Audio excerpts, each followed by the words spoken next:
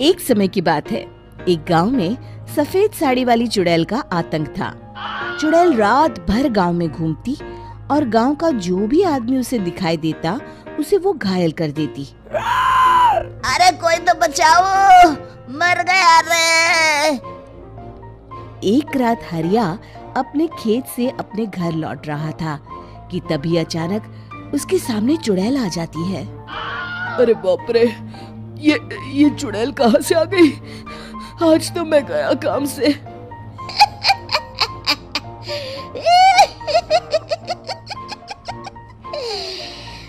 आज मुझे मेरा शिकार मिल गया। अरे चुड़ैल दीदी, मुझे छोड़ दो। जैसे ही चुड़ैल हरिया की तरफ बढ़ती है, हरिया वहाँ से भाग जाता है और अपने घर के दरवाजे पे पहुँचता है। अरे भगवान, जल्दी से दरवाजा खोलो, मेरे पीछे चुड़ैल पड़ी है। हरिया की पत्नी जल्दी से दरवाजा खोल देती है। अरे आप इतना हाफ क्यों रहे हैं?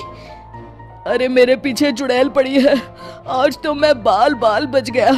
जल्दी से सभी दरवाजे और सभी खिड़कियों को बंद करके बत्ती बुझा दो। तभी चुड़ैल हरिया के घर के पास पहुंच जाती है। अरे वो आदमी कहाँ गायब हो गया? मैं भी देखती हूँ आखिर कब तक बचेगा। मैं अपने शिकार को इतनी आसानी से नहीं छोड़ती। इतना कहकर चुड़ैल वहाँ से चली जाती है। वहीं दूसरी तरफ हरिया और उसकी पत्नी दोनों अपने घर की खिड़की से ये सब देख रहे होते हैं। अरे बाप रे, ये तो बड़ी डरावनी चुड़ैल थी।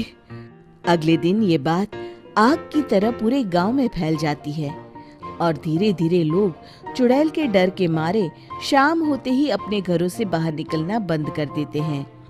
कुछ दिनों के बाद भाई, मैंने तो इस चुड़ैल के डर के मारे रात को अपने खेतों को पानी देना बंद कर दिया है। कहीं मेरी फसल सूख गई तो मैं तो कहीं का नहीं रहूंगा। साहूकार का कर्जा कैसे चुकाऊंगा? अरे भाई, पूरे गांव वालों का यही हाल है। पता नहीं ये चुड़ैल हमारे गांव में कहां से आ गई। फिर एक दिन गांव के पास वाली नदी के किनारे एक बहुत बड़े तांत्रिक के आने की बात कुछ गांव वालों को पता चलती है। वो लोग जाके ये बात गांव के मुखिया को बताते हैं। मुखिया जी, नदी के किनारे एक बहुत ही पहुंचे हुए तांत्रिक बाबा आए हैं। हमें उनसे मदद मांगनी चाहिए। मैंने सुना है वो बड़े बड़े भूतों और चुड़ैलों को अपने वश में कर लेते हैं। मुखिया जी सभी गांव वालों को लेकर उस तांत्रिक के पास पहुंच जाते हैं। ओम फट स्वाहा, ओम फट स्वाहा। तभी तांत्रिक अपनी बंद आंखों को खोलकर कहता है, क्या बात है? तुम सब लोग यहाँ क्यों आए हो? मुखिया जी उस तांत्रिक को सारी बात बता देते हैं। अच्छा, तो ये बात है। और तांत्रिक अपनी आंखों को बंद कर लेता है। मैं देख रहा हूँ तुम्हारे पूर्वजों ने बहुत पाप किए थे, जिससे ये गांव अब श्रापित हो चुका है। उसी के फल स्वरूप तुम्हारे गांव में चुड़ैल आई है। ये चुड़ैल बहुत खतरनाक है, ये किसी को नहीं छोड़ेगी। हे भगवान, मर गए रे, अब क्या होगा? तभी गांव के मुखिया जी कहते हैं, बाबा, इस चुड़ैल से हम सबको बचा लीजिए। कोई तो उपाय होगा। इसका सिर्फ एक ही उपाय है। सभी गांव वालों को बारी बारी हर दिन अपनी आधी फसल उस पहाड़ी के ऊपर बनी काली गुफा में छोड़ के आनी होगी। तभी उस चुड़ैल की भूख मिटेगी और श्राप का प्रभाव खत्म हो जाएगा और तुम सब जिंदा बच जाओगे। सभी गांव वाले उस तांत्रिक की बात को मान लेते हैं और वहां से चले जाते हैं। फिर अगले दिन से रोज उस गांव के लोग बारी बारी से अपनी आधी फसल उस काली गुफा के पास जाकर रखाते। कुछ दिनों बाद हरिया की बारी आती है। बाप रे, आज तो मेरी बारी है उस काली गुफा में जाने की। क्या करूं? वो तो बड़ी खतरनाक चुड़ैल है। मेरे तो हाथ पैर कांप रहे हैं।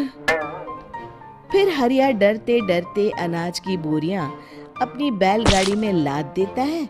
तभी हरिया की पत्नी उससे कहती है, देखो जी, संभल के जाना और किसी भी हालत में शाम होने से पहले वापस आ जाना। उस चुड़ैल का कोई भरोसा नहीं है जी। हरिया बैलगाड़ी में बैठते हुए कहता है, भगवान, मैं क्या वापस आऊंगा? लगता है अब तो मेरी खबर ही आएगी। इतना कहकर हरिया वहां से चला जाता है।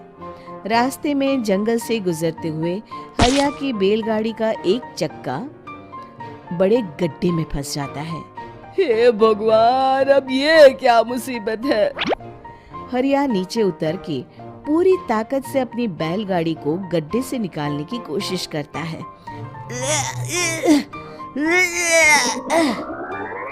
बहुत देर मेहनत करने के बाद हरिया की बैलगाड़ी उस गड्ढे से बाहर निकल जाती है। हे भगवान, अब तो शाम होने वाली है। आज तो मैं गया काम से। जैसे तैसे हरिया काली गुफा में पहुंच जाता है। अरे मर गया रे, यहाँ तो चारों तरफ डरावना माहौल है। मैंने यहाँ आने में बहुत देर कर दी, कहीं चुड़ैल नाराज ना हो जाए। हरिया अनाज की बोरियां वहां रख के जैसे ही जाने लगता है, तभी उसे किसी के आने की आवाज